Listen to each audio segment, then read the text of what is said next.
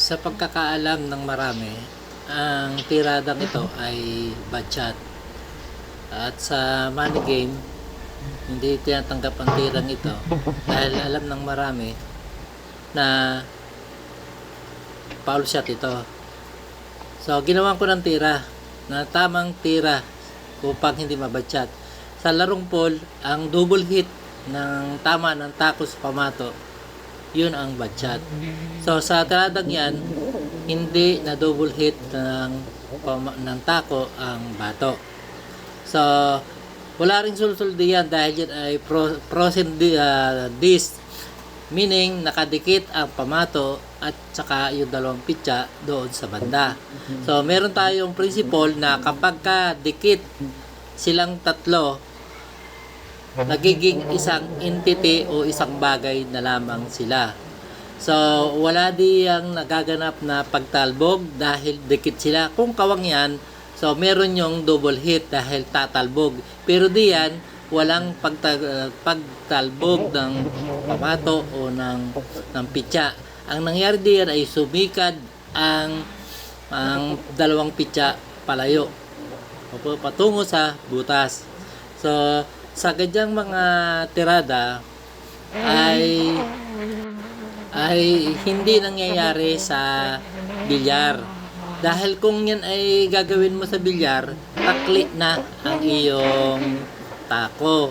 Hindi natin pwedeng tirahin sa tabing-tabi ang pamato sa bilyar.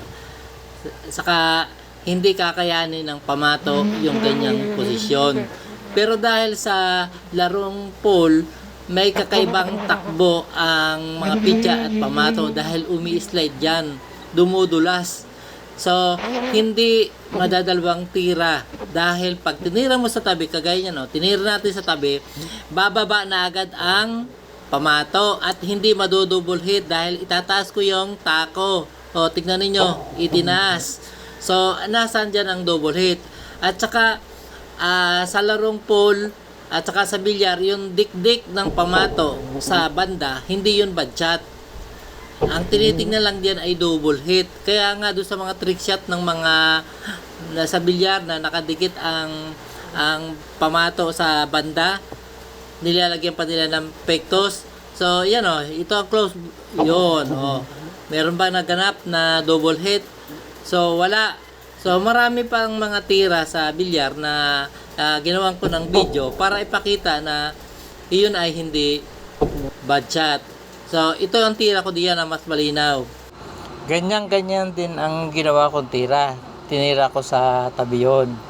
So, kita naman natin na hindi na double hit ang pamato. Kaya, bigyan nyo ako ng 2 o 5 taon para mapanood ito ng maraming mga players at saka iba pang mga manunood kung good ba yan. At tinitiyak ko sa inyo na sa panahon yon ay marami nang magsasabi na good shot yan.